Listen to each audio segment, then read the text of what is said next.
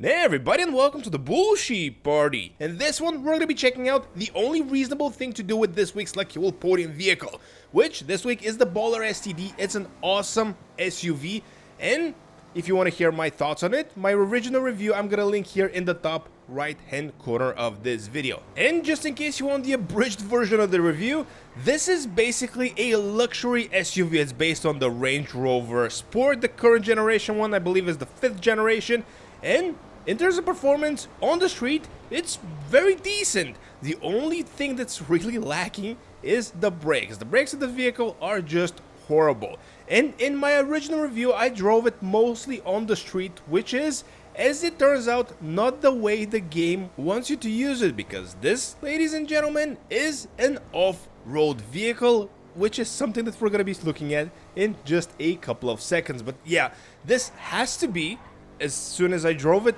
probably the best off-roading experience I've had in GT Online.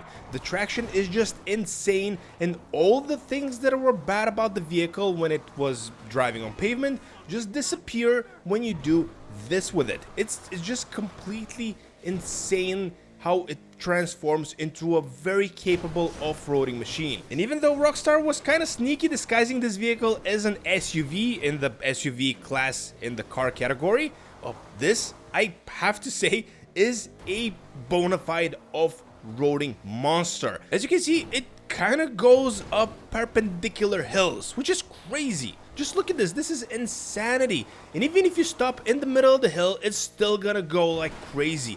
I gotta say, the only downside that the vehicle has, well, of course, aside from its horrible customization, but as you can see, performance-wise, this has to be the best off-roading vehicle in GTA Online.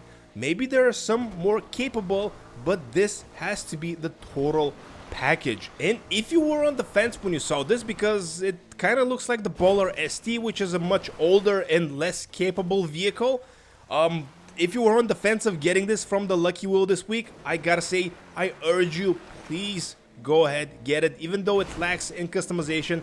Performance-wise, off-road, even though, once again, this is not technically an off-road vehicle, it's an SUV, I gotta say, by far my favorite off-roading experience.